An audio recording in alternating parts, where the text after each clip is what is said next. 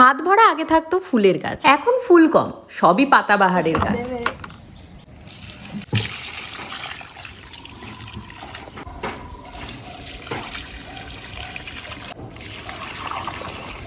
গাছটায় কি সুন্দর ফুল হয়েছে দেখো। গাছটা এখন এত বড় সড়ো হয়ে গেছে যে টবে এখন আর ওর জায়গা হচ্ছে। এটাকে খুব তাড়াতাড়ি মনে হচ্ছে নিচে মাটিতে গিয়ে পুঁততে হবে।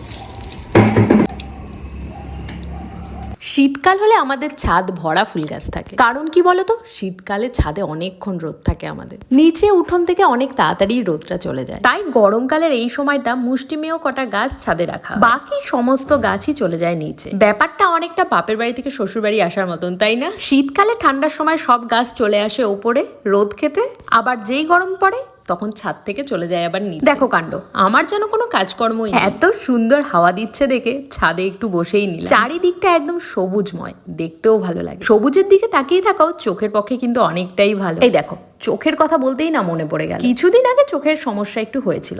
চোখ দেখানোও হয়েছে, চশমাও নেওয়া হয়েছে, কিন্তু কিছুদিন কন্টিনিউ চশমা পরার পর ভুলে যাই, আর পড়া হয় না। আর এই ভুলে যাওয়ার কারণেই চোখে আবারও সমস্যা দেখা দিয়ে পুরোনো চশমাটাও তাই আর কাজে দিচ্ছে। ভাবছি চোখটা আবার গিয়ে একটু দেখিয়ে আসবো। জলের তো ভয়ঙ্কর একটা সমস্যা চলছে কালকে রাতে। অ্যাকোয়াগার্ডটা এখনো ঠিক করতে এসে পৌঁছায়নি কেউ। ড্রামের জল দিয়েই তাই ভাতটা ওদিকে বসিয়ে দিলাম। তারই ফাঁকে চলে এলাম এদিকে ঘরটা মুছে নিতে। আমি এভাবেই এই কাজ ওই কাজের ফাঁক দিয়ে কাজ করে নিই, না হলে তো সারা দিন কাজ করে যেতে হবে।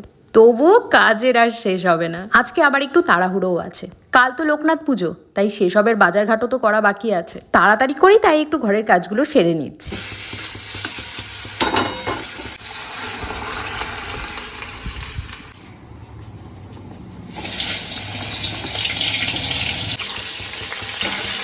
আজকে মশলা বলতে রান্নায় ব্যবহার হবে শুধু সর্ষে আর পোস্ত, অন্য আর কোনো মশলা না।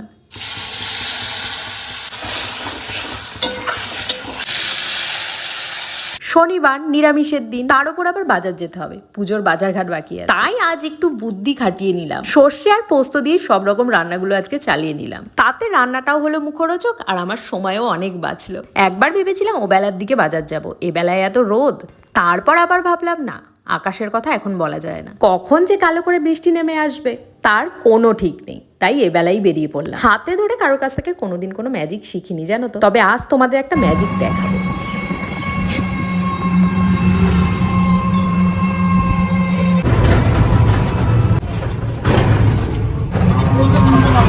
কিছু বুঝলে? এটাই ছিল ম্যাজিক। টোটোতে করে গেলে বাজার আমাদের 2 মিনিট, আর তার মধ্যেই কখনো রোদ উঠে গেল, কখনো আঙুর। তুমি এই আপেলটা দাও। এত লাল কেন বাবা? কালার করা নাকি অন্য কোনো জায়গায়? 6টা মতন দাও কলা। পুরো মনে হচ্ছে কি জানো তো, মাটির। অরিজিনাল মনেই হচ্ছে না, মনে হচ্ছে না মাটির। চলেই জানেন তো, ও বাদ দিয়ে দাও, বাদ দিয়ে দাও। আরে বাবা বাদ দিয়ে দাও, সময় কাল। এই পলাটা আগে দেবো, পলা আগে দেবো। এই পলা বলছি না, নোয়া আগে দেবো, নোয়া পরে পড়ে না। কিছুদিন আগে কাকার কাছে এসে এই শাখাটাই পছন্দ করে গেছিলাম, কিন্তু তখন সাইজে ছিল না, যার জন্য আমি পড়তে পারিনি। কাকাকে বলেই গেছিলাম 2 দিন পর কিন্তু আমি আসবো, তুমি আমার হাতের মাপের ওই রকমই শাখা এনে রাখবে। কথার খেলাপ করিনি, যেমন কথা তেমন কাজ। শাখাটা এখন গিয়ে পড়ে এলাম। এখন ঠাকুর নিতে এসেছি, তবে মেয়ের বায়না মা পিঙ্ক কালারের ঠাকুরই আনবে। বলছো পুরোপুরি নাও, আর কিছু না আপাতত। ও মালা, মালা, হ্যাঁ মালা সাদা ছাড়া নেই, ওই তো ভেতরে আছে। 20 টাকা নাও। রজনীগন্ধা কত করে? 25 টাকা 1 পিস। কবজি থাকবে তো ভালো? জলে রাখবো না এমনি? আচ্ছা, আর একটা, আর কিছু দেখাও।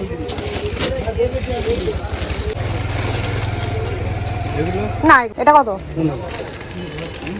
হোয়াইটের মধ্যে কিছু নেই? হোয়াইটের মধ্যে আছে এই যে, না এরকম প্রিন্টেড হোয়াইটের মধ্যে। ঠাকুরের বাজার করতে এসে অনেক কিছুই কেনাকাটা করে ফেললাম। এবার টোটোয় উঠে পড়েছি, যাব বাড়ির দিকে।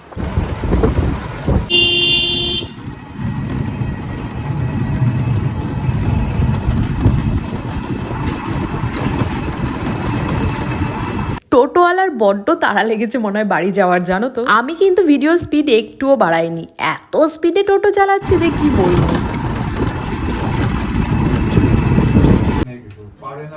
গিটারের অবস্থা শোচনীয়।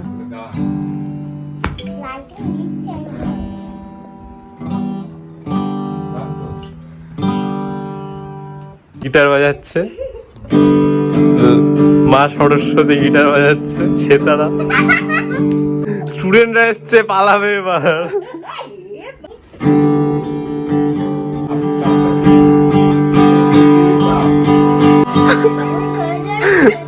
তুমি আসিলে বন্ধু কাল কেন? ভাই রিসেন্টলি নতুন গিটার কিনেছে। না, রিসেন্টলি বলা ভুল, মনে হয় 1 বছরের ওপরেই হবে। এটা ওর একটা শখের জিনিস বলতে পারো। এই 2 বছর পড়াশোনার চাপটা একটু বেশি ছিল, তাই আর গিটারে হাত পড়ে। এতদিন পর যখন গিটারটা খুলেছে, দেখছে এই অবস্থা। বের যখন করেছে আমরা একটু বাজি।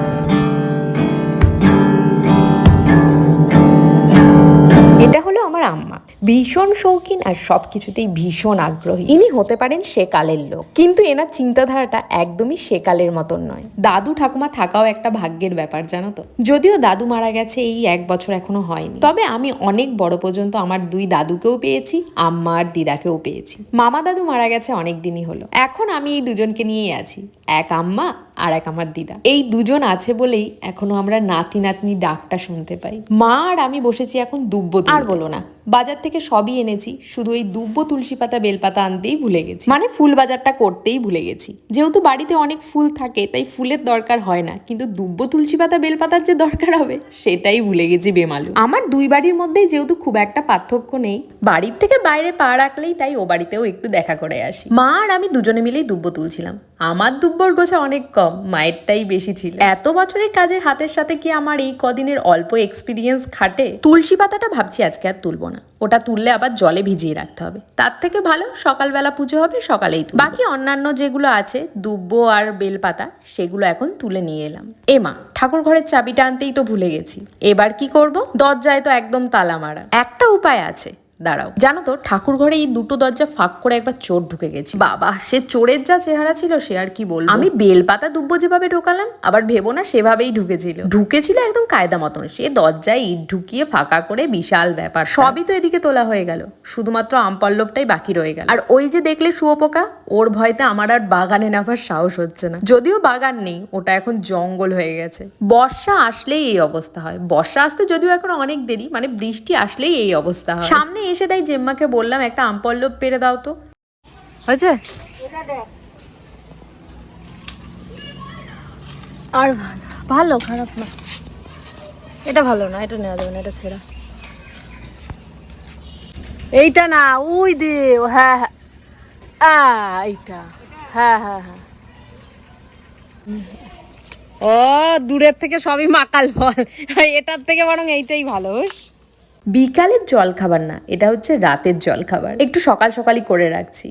করবো একটু লুচি আর তার সাথে করবো একটু আলুর দম। ময়দাটা ভালো করে ময়ম দিয়ে যেই না মাখতে বসবো, অমনি মনে পড়লো আগে আলুর দমের আলুটা সেদ্ধ করতে দিয়ে আসি। এখন কাটতে বসেছি আলু। আলুর দম করার সময় আমি আবার আলুর খোসাটা ফেলি। এভাবেই 2 খণ্ড করে আলুটা প্রেসার কুকারে দিয়ে দিই। আলুটা সেদ্ধ হয়ে নামিয়ে নিয়ে তারপর আলুর খোসাটা ছাড়াই। আলুটা সেদ্ধ করতে বসিয়ে দিয়ে এসে এবার বসে পড়লাম ময়দাটা মাখতে। ময়দা মাখা হতে হতেই ওদিকে আলুটাও আমার সেদ্ধ হয়ে গেছে, আলুর খোসাটাও সুন্দর করে ছাড়িয়ে নিয়েছি। যারা গোল গোল লুচি বেলতে পারে আমি একদমই তাদের দলে পড়ি না। আমি লুচিগুলো বেলি, কিন্তু গোল হয় না, মানে একদম পারফেক্ট হয় না, এটাই আর কি। এই দেখো কেমন একটু লম্বাটে হয়েছে না। আলুর দমটা একটু ঝাল ঝাল করেই রান্না করেছি, যেহেতু নিরামিষ তাই। অনেকেই আছো যারা খুব ফুলকো ফুলকো লুচি খেতে ভালোবাসে, আমার বাড়ির বেশিরভাগ মেম্বারই তাই। দিনের আলো থাকতে থাকতে রান্না বান্নার তোড়জোড় শুরু করেছিলাম, এখন রাত হয়ে গেল। যেটা বলছিলাম, অনেকেই ফুলকো ফুলকো লুচি খেতে পছন্দ করো, কিন্তু আমি পছন্দ করি এরকম চ্যাপটা লুচি খেতে। যাই তবে খেয়ে নি, আবার কাল দেখা হচ্ছে।